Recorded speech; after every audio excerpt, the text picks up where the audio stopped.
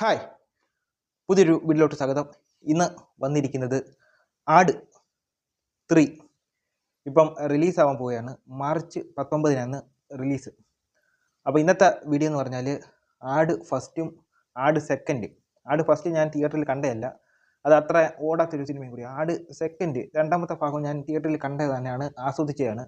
അപ്പോൾ അതിൻ്റെ ഒരു എക്സ്പീരിയൻസുമാണ് ഞാൻ ഈ വീഡിയോയുടെ ഷെയർ ചെയ്യുന്നത്. പിന്നെ ഇപ്പം ആട് 3യുടെ കുറേ പോസ്റ്റേഴ്സ് ഇറങ്ങിയിട്ടുണ്ടായിരുന്നു.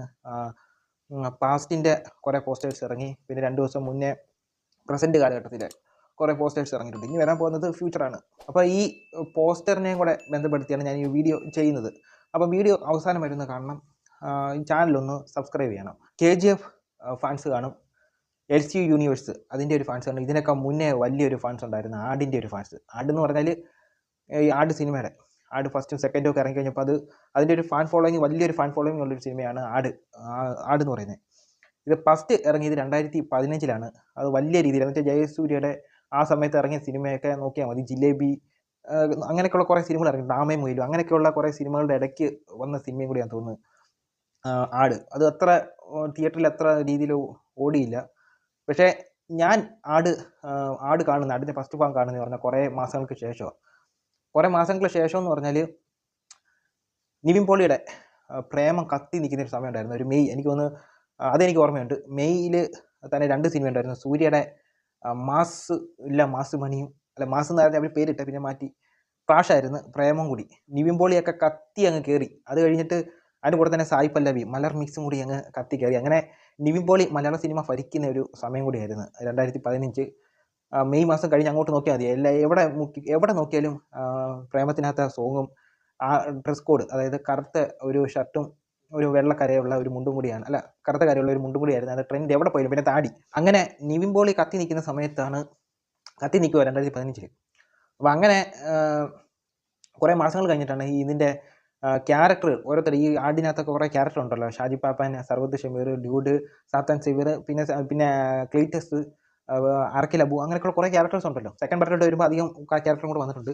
അപ്പോൾ അങ്ങനെ ക്യാരക്ടറുകളുടെ എണ്ണം ഇങ്ങനെ ഓരോരുത്തർ പറഞ്ഞുകൊണ്ട് കിടക്കാൻ തുടങ്ങി. അങ്ങനെ പറഞ്ഞാണ് ഈ പടം ഞാൻ കാണുന്നത്, ആട് എന്നുള്ള പടം കാണുന്നത്. ആ പടം കണ്ടതിന് ശേഷം നിവിൻ പോളി കത്തി നിൽക്കുന്ന സമയമാണ്, നിവിൻ പോളിയുടെ ഡ്രസ് കോഡൊക്കെ കത്തി നിൽക്കുന്ന സമയമാണ്. അതായത് കറുത്ത ഷർട്ടും വെള്ള മുണ്ടും കൂടിയുള്ള. അപ്പോൾ അതിൻ്റെ ഇടയ്ക്ക് ഞങ്ങളുടെ ഇടയ്ക്കൊരു ഓണപ്പരിപാടി വന്നായിരുന്നു. അത് 2015 തിരുവോണത്തിൻ്റെ അന്ന് ഞങ്ങളുടെ ക്ലബ്ബ് യങ് സ്റ്റാർസിൻ്റെ ഒരു ക്ലബ്ബുകളുണ്ടായിരുന്നു. അങ്ങനെ അന്ന് ഞങ്ങളുടെ ഒരു ഫ്രണ്ട് ഇതിൻ്റെ ഒരു ഡ്രസ് കോഡ് എടുത്ത്, അതായത് ഈ ആടിനകത്ത് കറുത്ത ഷർട്ടും കറുത്ത ഷർട്ടും ചുമന്ന കൈലും കൂടെ ഉള്ളത് അതെടുത്ത് നമ്മുടെ ഏരിയയിൽ ആ ദിവസം എല്ലാവരും അതായിരുന്നു ഇട്ടത്. അപ്പോൾ അന്ന് അത് ഇട്ട് കഴിഞ്ഞിട്ട് അതിന് മുമ്പേ അത് ട്രെൻഡായിരുന്നു. പക്ഷേ ഇത് ഓണം കഴിഞ്ഞ് നോക്കിയാൽ മതി, നിങ്ങളുടെ ഏറെ കുറേ എടുത്ത് നോക്കിക്കഴിഞ്ഞാൽ ഈ പ്രേമത്തിൻ്റെ ട്രെൻഡ് മാറ്റിയിട്ട് കൂടുതൽ പേരും, അതായത് എനിക്ക് തോന്നുന്നു കേരളത്തിലെ മിക്ക സ്ഥലത്തും ആ ഒരു കൈലിയും, അതായത് ചുമന്ന കൈലിയും കറുത്ത ഷർട്ടും അങ്ങനെയുള്ള സെലിബ്രേഷനിൽ വരുമ്പോൾ എല്ലാവരും മിക്ക സ്ഥലത്തും ഞാൻ കണ്ടിട്ടുണ്ട്, നമ്മുടെ ഏരിയയിൽ കൂടാതെ. അപ്പോൾ അത്രയ്ക്കും ഒരു പോപ്പുലറായ ഒരു വേഷമാണ് ആടിനകത്തെ ആ വേഷം. പിന്നെ അതെല്ലാം പടം എനിക്ക് ആ സമയത്ത് നമുക്ക് എന്നിട്ട് എൻജോയ് ചെയ്യാൻ പറ്റിയ പടം കൂടിയായിരുന്നു ആടിനകത്തുള്ളത്. പിന്നെ വർഷങ്ങൾ കഴിഞ്ഞു, 2 വർഷം കൂടെ കഴിഞ്ഞു. 2017 ക്രിസ്മസിലോട്ട് വന്നു. ക്രിസ്മസിലാണ് ഈ പടം രണ്ടാമത്തെ പാർട്ട് അവർ ഇറക്കുന്നത്. ആ ഫസ്റ്റ് പാർട്ട് കണ്ടു കഴിഞ്ഞിട്ട് പിന്നെ അതിൻ്റെ ക്യാരക്ടർ, ഈ എല്ലാ ക്യാരക്ടർക്കും ഒരു ഫാൻ ബേസ് ഉണ്ട്.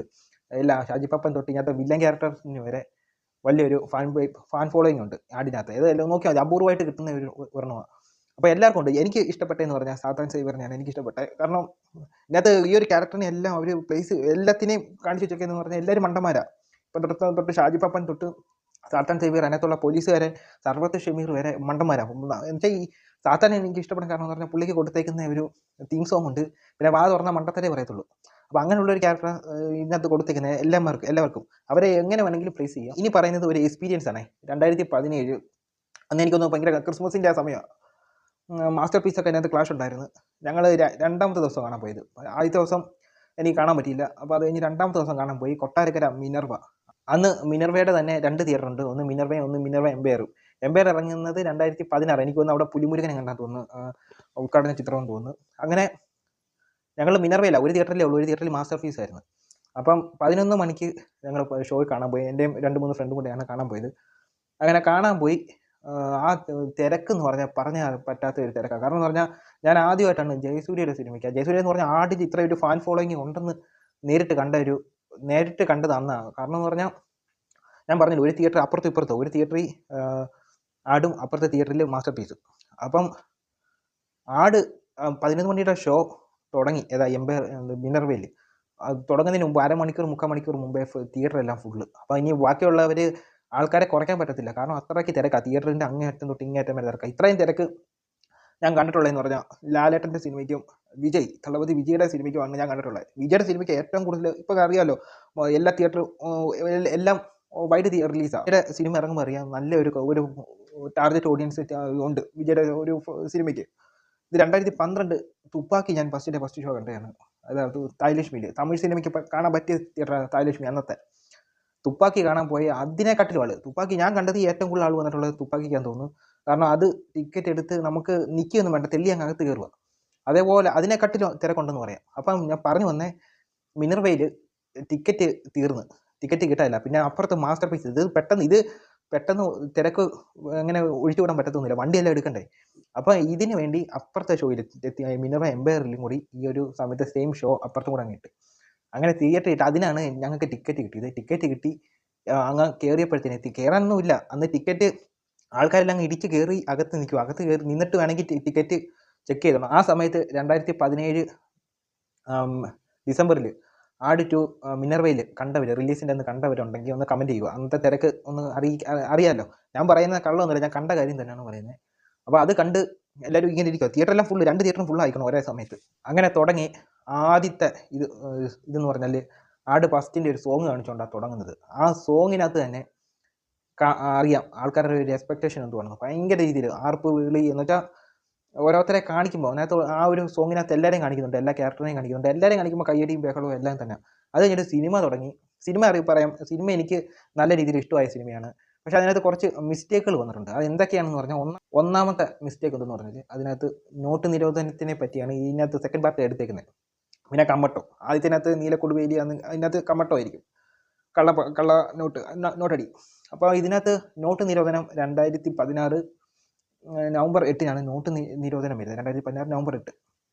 അപ്പോൾ അതിന് മുന്നേ നടക്കുന്നൊരു സ്റ്റോറിയാണ് ഇതിനകത്ത് ആട് 2 പറഞ്ഞേക്കുന്നത്. അപ്പോൾ അതിനകത്ത് തന്നെ എടുത്തു പറയുന്നുണ്ട്, ഓരോരുത്തരുടെ കാശ് ബ്ലാക്ക് ആയി പോയതിൻ്റെ ഉള്ള രീതിയിൽ അതിനകത്ത് കാണിക്കുമ്പം ഓരോരുത്തരുടെ വിഷമമെല്ലാം കാണിക്കുന്നുണ്ട്. പിന്നെ അതിന് മുമ്പ് തന്നെ GST പറ്റി ബിജുക്കുട്ടൻ പറയുന്നുണ്ട്. ബിജുക്കുട്ടൻ്റെ അടുത്ത് ആ സാത്താൻ സേവിയർ പൈസ കൊടുത്തു കഴിയുമ്പം ബിജുക്കുട്ടൻ ഒരു GSTക്കാർ പിടിക്കുമെന്നുള്ള രീതിയിൽ ഇങ്ങനെ പറയുന്നുണ്ട്. അപ്പോൾ ആ GST വരുന്നത് 2017 ജൂലൈ 1 GST വരുന്നത്. അപ്പോൾ അവിടെ ഒരു മിസ്റ്റേക്കുകൾ ഉണ്ടെന്ന് എനിക്ക് തോന്നുന്നുണ്ട്. പക്ഷേ അതിന് മുമ്പ് അപ്രൂവ് ആയിട്ടുണ്ട്. പക്ഷേ നിലവിൽ വരുന്നത് 2017 ജൂലൈ 1. പിന്നെ രണ്ടാമത്തെ മിസ്റ്റേക്ക് എന്തെന്ന് പറഞ്ഞാൽ ഇതിനകത്ത് ഒരു മുളക് പൊടി വെച്ചൊരു ഫൈറ്റ് ഉണ്ട്. അതിനകത്ത് നിങ്ങൾ തുടങ്ങുമ്പം നിങ്ങൾ കണ്ടു കാണും, ജയസൂര്യയുടെ ഗ്ലാസും അതിൻ്റെ കൂടെ നിൽക്കുന്നവരെല്ലാം ഗ്ലാസ് വെച്ചിട്ടുണ്ട്. ഇതിനകത്തൊരു കണ്ടിന്യൂറ്റി മിസ്റ്റേക്ക് ഉണ്ട്. മറ്റേ ക്ലീറ്റസ്, അതായത് ധർമ്മജൻ ചെയ്ത ക്യാരക്ടറിന് ഗ്ലാസ് വെച്ചിട്ടില്ല. ആദ്യമേ വെച്ചിട്ടുണ്ടായിരുന്നു, പിന്നെ വെച്ചിട്ടില്ല. അപ്പോൾ അതൊരു ഒരു മിസ്റ്റേക്കായിരുന്നു. മൂന്നാമത്തെ മിസ്റ്റേക്ക്, കുറേ മിസ്റ്റേക്കുകളുണ്ട്. എൻ്റെ കണ്ണിൽ പെട്ടത് മൂന്നാമത്തെ മിസ്റ്റേക്ക് എന്ന് പറഞ്ഞാൽ, സാത്താനും സർവ്വത്തെ ഷമീറും കൂടി ഒരു ജീപ്പിനകത്ത് വന്ന് ഇടിച്ചിട്ട് രണ്ടുപേരും കൂടി ക്രോസ് ചെയ്ത് പോകുന്ന ഒരു സീനുണ്ട്. അപ്പോൾ അതിനകത്ത് നോക്കുവാണെങ്കിൽ ജീപ്പിൻ്റെ മണ്ടഭാഗമുണ്ട്, സാത്താൻ്റെ ജീപ്പിന് മണ്ടഭാഗമുണ്ട്. ആ മണ്ടഭാഗം പൊളിച്ചുകൊണ്ട് വരാൻ പറ്റത്തൊന്നുമില്ലല്ലോ. അപ്പോൾ അതൊരു മിസ്റ്റേക്കായിട്ടാണ് അതിനകത്ത് കാണിച്ചിരിക്കുന്നത്, അറിയാതെ പറ്റിപ്പോകുന്ന. അപ്പോൾ ഇത്രയൊക്കെ മിസ്റ്റേക്കുകളൊക്കെ ഉണ്ട് അതിനകത്ത്. പക്ഷേ അതൊന്നും സിനിമയെ ബാധിക്കുന്നില്ല. സിനിമ ഞാൻ നല്ല രീതിയിൽ എൻജോയ് ചെയ്താണ് പടം കണ്ടിട്ടുള്ളത്. ഇനി വരുന്നതെന്ന് പറഞ്ഞാൽ മൂന്നാം ഭാഗമാണ്. മൂന്നാം ഭാഗം എന്ന് പറയുമ്പോൾ അതിനകത്ത് കുറേ പോസ്റ്റർ അവർ വെളിയിട്ടുണ്ട്. ഒന്ന് പാസ്റ്റിൻ്റെ പോസ്റ്റർ വെളിയിട്ടുണ്ടായിരുന്നു. അപ്പോൾ അത് കൂടുതൽ പേര് അതിനകത്ത് അക്സെപ്റ്റ് ആക്കിയിട്ടില്ല. സെക്കൻഡ് പോസ്റ്റർ വന്നപ്പോഴത്തേന് അതങ്ങ് കത്തിക്കയറി, എല്ലാവരുടെയും ക്യാരക്ടർ വെച്ച് കത്തിക്കയറി. ഇന്ദ്രൻ സേട്ടൻ്റെയൊക്കെ ക്യാരക്ടർ നോക്കിയാൽ മതി, കത്തിക്കയറി. അപ്പം ഇതിനകത്ത് നിങ്ങൾ എനിക്ക് മനസ്സിലായെന്ന് പറയാം, ഈ ആട് എന്ന് പറയുന്ന അതിൻ്റെ ഒരു ഫാൻ ഫോളോയിങ് എന്ന് പറഞ്ഞാൽ അതിൻ്റെ ആൾക്കാരുടെ രൂപത്തിലും അവർ കാണിക്കുന്ന മണ്ടത്തരവും അതൊക്കെയാണ് അതിനകത്ത്, അവരുടെ ഡ്രസ് കോഡും അങ്ങനെയൊക്കെയാണ് ഈ ആടിന് ഇത്ര ഫാൻസ് വന്നത്. അവർക്കത് അക്സെപ്റ്റ് ചെയ്യാൻ പാടുണ്ടായിരിക്കും, അതായത് ഓഡിയൻസിന് തന്നെ. ഇനി ഇവർ ഇതെങ്ങനെ പ്ലേസ് ചെയ്യുന്നു, അതിനകത്താണ് ഇനി കാര്യമുള്ളത്. ഈ പ്രസൻറ്റും പാസ്റ്റും ഫ്യൂച്ചറുമായിട്ട് ഇവർ ഇങ്ങനെ ബ്ലെൻഡ് ചെയ്ത് അതെങ്ങനെ വിജയിക്കുന്നു, അതിനകത്താണ് ഇനിയുള്ള കാര്യം. ഇപ്പം എനിക്ക് ഇഷ്ടമെന്ന് പറഞ്ഞാൽ അവരെന്താ ഉദ്ദേശിക്കുന്നുണ്ട് അത് നല്ല രീതിയിൽ പ്രസൻറ്റ് ചെയ്യുക. ഇനി ഇതുപോലെ പാസ്റ്റിൽ പോകുമ്പം ഇതേപോലെ രാജാക്കന്മാരുടെ ഒരു ലുക്കിലും അത് കോമഡി രീതിയിലാണ് അവർ കാണിച്ചു വെച്ചിരിക്കുന്നത്. കാരണം ഈ ക്യാരക്ടറിനെ എങ്ങനെ വേണമെങ്കിലും പ്ലേസ് ചെയ്യാം. അപ്പോൾ അത്ര രീതിയിലാണ് അവരത് ആ ക്യാരക്ടറിനെ ക്രിയേറ്റ് ചെയ്തതും. അങ്ങനെ അവരെങ്ങനെ വേണമെങ്കിലും കൊണ്ടുപോകാം. ഇപ്പം it is no logic, it is smartness എന്ന് പറഞ്ഞുകൊണ്ട് ഓരോ അലവലാതി പടങ്ങൾ ഇറങ്ങിയിട്ടുണ്ട്. പക്ഷേ അതേപോലെ ഒന്നുമല്ല, ഈ ക്യാരക്ടറിനെ അവർക്ക് എങ്ങനെ വേണമെങ്കിലും കാണിക്കാം. അപ്പോൾ അത് പാസ്റ്റിൽ അവരെങ്ങനെ കാണിക്കുന്നു, അതിനകത്ത് ഒരു ആകാംക്ഷയുണ്ട്. ഫ്യൂച്ചറിൽ എങ്ങനെ കാണിക്കുന്നു അതിലൊരു ആകാംക്ഷയുണ്ട്. പ്രസൻറ്റ് എങ്ങനെ കാണിക്കുന്നു അതിനൊരു ആകാംക്ഷയുണ്ട്. അങ്ങനെയാണ് ഞാൻ ഇതിനകത്ത് ആട് 3 വെയിറ്റ് ചെയ്തിരിക്കുന്നത്. അപ്പോൾ ഇതൊരു നല്ലൊരു പടമാവട്ടെ. ഞാൻ വിജയ് ബാബുവിൻ്റെ ഒരു ഇൻ്റർവ്യൂ കണ്ടിട്ടുണ്ടായിരുന്നു. അപ്പം പുള്ളി പറഞ്ഞത് ഒന്നും വിട്ടു പറഞ്ഞിട്ടില്ല. അത്യാവശ്യം വേണ്ട കാര്യങ്ങൾ മാത്രം കൊടുത്തിട്ടുണ്ട്. അതായത് ഇത് 3 തരത്തിലുള്ള കഥയാണെന്ന രീതി മാത്രം വെളിവിട്ടിട്ടുണ്ട്. ഇനി ട്രെയിലർ ഇറങ്ങുമ്പോൾ കുറച്ചും കൂടി ഒന്ന് ഒരു വ്യക്തത കിട്ടും. ഇതെല്ലാം നേരത്തെ അറിയിച്ച് കൊടുക്കുന്നത് നല്ലതായിരിക്കും. കാരണം എന്ന് പറഞ്ഞാൽ സിനിമ കാണുമ്പം അത് ചിലപ്പോൾ ആളുകൾക്ക് അതൊരു അക്സെപ്റ്റ് ചെയ്യാൻ പാടുണ്ടായിരിക്കും. കാരണം ഈ ആട് ഇതൊക്കെ എന്ന് പറഞ്ഞാൽ അവരുടെ ആ ക്യാരക്ടറിനെ ഇഷ്ടപ്പെടുന്ന ഇഷ്ടം പോലെ പേരുണ്ട്. അപ്പോൾ അവർക്കത് ആ ഒരു ക്യാരക്ടറിനെ ബോറാക്കി കാണിച്ചു കഴിഞ്ഞാൽ ആ പടത്തിന് നല്ല രീതിയിൽ ബാധിക്കും. അതുകൊണ്ട് നേരത്തെ അറിയിച്ചു കൊടുത്താൽ നല്ലതായിരിക്കും. അപ്പം ആകാംക്ഷയോടെ തന്നെയാണ് കാത്തിരിക്കുന്നത്. പടം ഇറങ്ങട്ടെ. മാർച്ച് 19 പടം ഇറങ്ങുന്നത്. ഫസ്റ്റ് ദിവസം തന്നെ കണ്ടിട്ട് റിവ്യൂ ഇടാൻ ശ്രമിക്കുക. അപ്പം ചാനൽ ഒന്ന് സബ്സ്ക്രൈബ് ചെയ്ത് വെച്ചേക്കണം. അപ്പോൾ ഇത്രയേ ഉള്ളൂ. അടുത്തൊരു വീഡിയോ ആയിട്ട് വരുന്നത്. ബൈ.